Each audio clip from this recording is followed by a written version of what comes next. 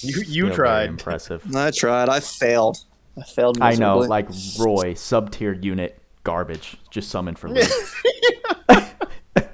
Hey man, both their banners are up. All right, that's a That very is true. valid comparison to be made right this second. It actually is. You're not wrong. But I think It's missing Roy... so much. It's such a misguided take. It is. Roy, It really actually, that's a good way, I'd say, to end this podcast, is your guys' opinions. Our opinions on, like, for a new player, who's more worth? That's a hard call. Who's more worth out of all three banners? Definitely not Ed. He's not, But no. WAP. All right, so units wise, we'll talk units wise. I would say for a person is starting today, they're looking for their first carry. They're looking at Roy, they're looking at Luke. Here's the thing. Being able to use skills at 0 stocks is the most mind-blowing thing and counterintuitive thing in this game has ever had. It So makes me angry when I play other units. yeah. It's essentially having Pirate's Feast, an infinite Pirate's Feast on every single unit. Like, and at the start of waves. So, like, this game's completely changed. If you have Ed or Roy, your whole understanding of the game itself is completely different than everyone else who has played before you. Your experience is going to be very different. That is Very an different, interesting take. But, I mean, it's true, yeah. Just when you say it, it's Is the you question can go- like there are between these interesting two, who you should go for right now? implications. Right.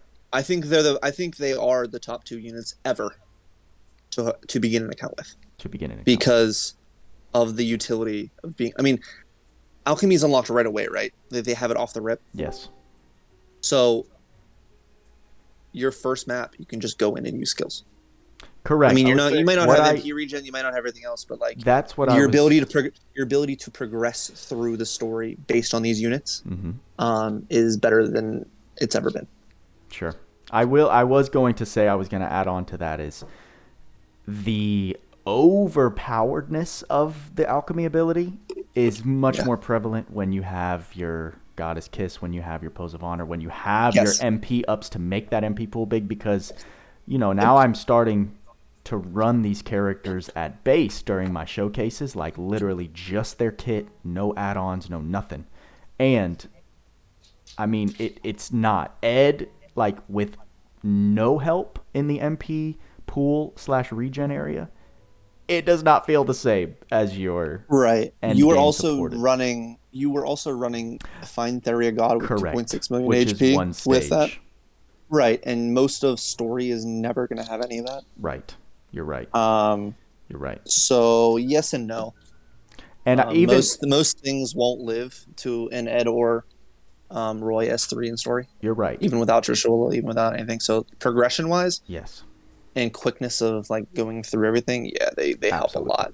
Even with an end game build, it was very clear between when I went back into Finteria and when I went into Encroaching Dead that, like, the performance of Ed, which just an alchemy character in general on a multi-wave stage, yeah, you're totally right. It's mind-boggling. Mm-hmm. So, cool. I So, think I agree with all that, obviously. Between the two of them, as far as like which one is more worth to acquire, my whole rationale there for people, you know, not me, who don't have to have everything the very second it comes out, it's probably going to be a larger window of time before Roy is obtainable again, as opposed to Luke. In fact, Luke will eventually probably show up on a selector way down the road, like we had for the rest of the DOH units, you know, like we just saw with SM Theria and everything. And I mean, it'll be a significant amount of time, but that is much more certain a thing than when this collaboration is going to rerun. Because, like, think about how long ago ReZero was, and we've had like neither hide nor hair of rerun of that. So, You know what? I would prioritize Super. That's a really good point. With that said, though, I would say, I guess you don't really need it for these characters, but I would say you don't need any of them because they're all OP as crap. I'm saying for Apple Pie. Mm-hmm. That's Apple like pie is one pretty good. thing that people have waited after A Honey long Elixir. time. After Honey Elixir, first of all, we didn't have really use for Honey Elixir when it first came out because Global had a strong MP nerf, which people might not know what that is, but we had like a third of the total MP pool that JP had. We don't know the reason. It was spaghetti code, but They they wanted just us to play decided on to hard mode. never. No, they Right? deliberately did it. They I know they deliberately did. nerfed the MP for global. They were testing it on us, which We're is guinea pigs, fine, T. whatever. But we didn't really know the beauty of Honey Elixir until we finally got unnerfed. But in that meantime, we had SLM, and then we had the rerun, and people had Honey Elixir. And since we've gotten that unnerfing, everyone who doesn't have it, and I'm saying people, like, there's a lot of people in the community that have been playing for forever that don't have it, have wanted it or something like it. Yep. We've waited almost a year and a half to get it back again. So if you're gonna chase anything in the banners right now, unfortunately, none of this stuff is pitiable unless you use pay crystals, and the arcs aren't even pitiable in the first place at all. So it's tough to tell people to chase that arc, but I think we've explained enough last time as how good apple pie is. For sure. Like, but that's the funny thing about that is, as good as apple pie is for almost every character in the game, these two units have little to no use for it and are that's essentially have a build True. essentially have an infinite skill use ceiling. So Loug, as though. much as I want to say chase that arc, the alchemy of these units, if you're going to be using these units for a long time, which they're going to be power crept eventually, which is hard to imagine. Eventually, right? What doesn't get crept are arcs and skills. Yep. And being able to apply those to different units. So, like, as old as the SOM arcs are from, the second or third month from this game's came out, second month, I guess, they're still some of the most meta skills in the game, even if the units are literally some of the worst. So, right. I mean, and that's saying a lot because I actually still, Prim and Papoy and Randy are actually still not bad units. It's just like, matter of fact, power craft, right? Yes.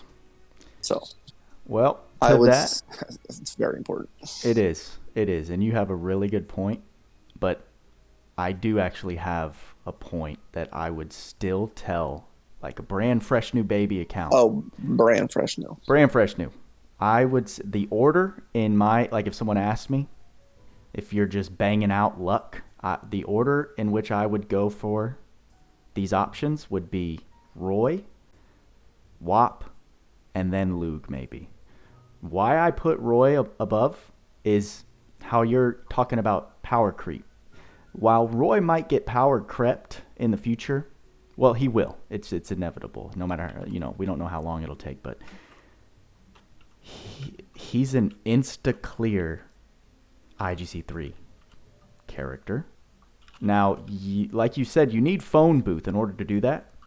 But we might get stuff. We might get stuff that can replace that effectiveness, and the ability to auto farm in this game is so fucking crucial. Mm-hmm.